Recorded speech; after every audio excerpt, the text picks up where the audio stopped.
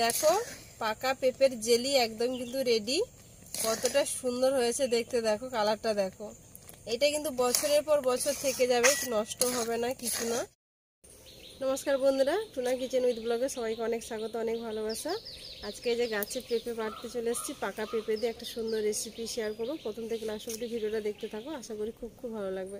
তো পেঁপেটা পেড়ে নিচ্ছি।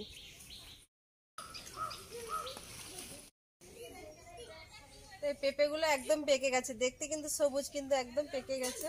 তুলে নিলাম।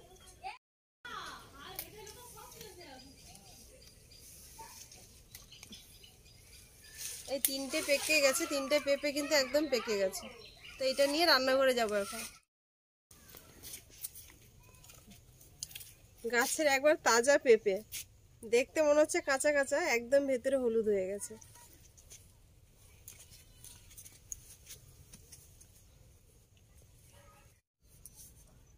পেঁপেটা ভালো করে ধুয়ে নেব, উপরে খোসাটা।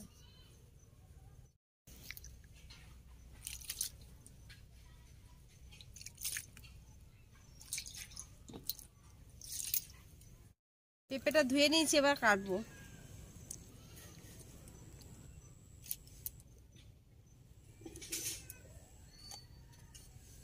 দেখো একদম মানে গাছ পাকা হলুদ হয়ে গেছে। ভেতরটা কিন্তু একদম হলুদ, আর বাইরেটা দেখলে সবুজ, মনে করবে মানুষে কাঁচা, কিন্তু একদম পাকা।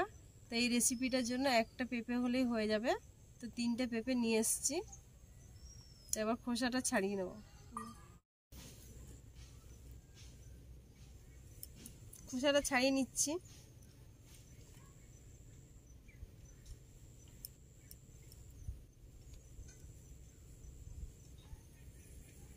পেঁপের আঠাটা বেরোচ্ছে, এতটা মানে গাছ পাকা তো, সঙ্গে সঙ্গে পেড়ে নিয়ে চলে এসছি। আঠাটা কিন্তু এখনো বেরোচ্ছে।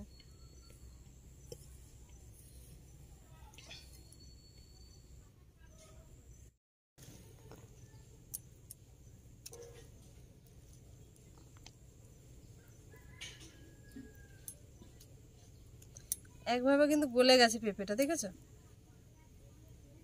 এতটাই পেকেছে, আর ভীষণ মিষ্টি কিন্তু। এই গাছ পাকা পেঁপে কিন্তু ভীষণ মিষ্টি।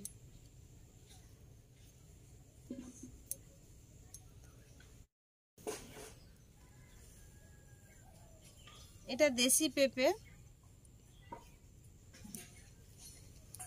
টুকরো টুকরো করে কেটে নিলাম পেঁপেগুলো।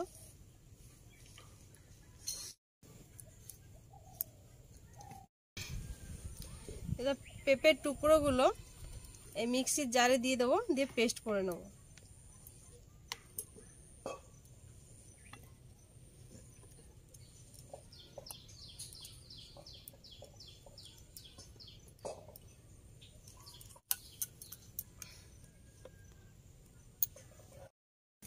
উনুন জ্বালিয়ে দিয়েছি, এবার কড়াইটা বসিয়ে দিচ্ছি।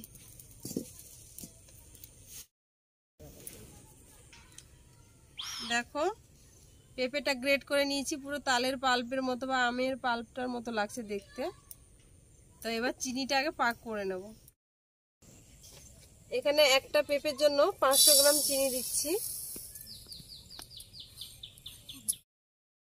চিনিটা গলিয়ে নেব, জল দেব না কিন্তু। শুকনো করে নাড়তে হবে চিনিটা, নাড়তে নাড়তে দেখো গলে যাচ্ছে। ক্যারামেল তৈরি করে নেব। চিনিটা দেখো ক্যারামেল তৈরি হয়ে গেছে, কালারটা দেখো কত সুন্দর হয়েছে। এর সঙ্গে 4-5টা এলাচ দিয়ে দিলাম ছোটো করে। দেখো চিনিটা পুরোপুরি কিন্তু ক্যারামেল হয়ে গেছে, একদম গুড়ের কালার হয়ে গেছে। এবার পেঁপের পেস্ট দিয়ে দেবো এর মধ্যে।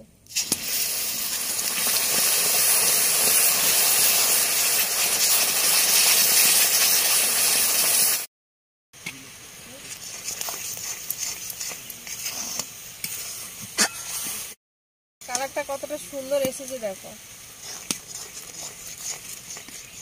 উপর থেকে কাজু বাদাম দিয়ে দিচ্ছি গুঁড়ো করে। কাজুটা দিয়ে দিলাম গুঁড়ো করে।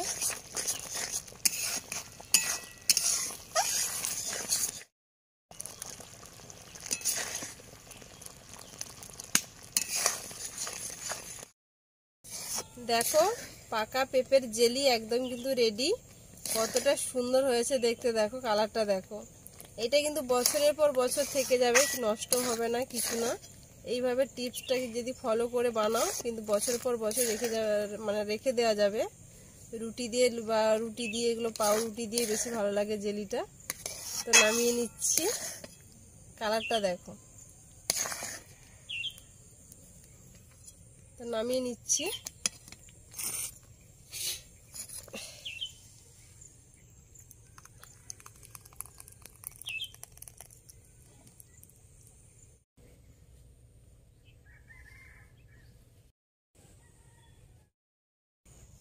তো দেখো জেলিটা কতটা সুন্দর হয়েছে। একটা থালার মধ্যে রেখে দিয়েছি অল্প করে। এটা একটু টাইম দিতে হবে, শুকিয়ে গেলে কিন্তু পিস পিস করে কেটে রেখে দেবো। আর এই বাটির মধ্যে কিছুটা রেখে দিয়েছি। এটা ঠান্ডা হলে কাচের পাত্রের মধ্যে রেখে দিলে কিন্তু এটা বছরের পর বছর থেকে যাবে। আর কিন্তু খেতেও খুবই সুন্দর।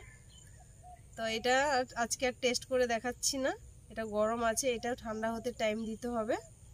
আর এটা ঠান্ডা হলে পিস পিস করে কেটে নেব।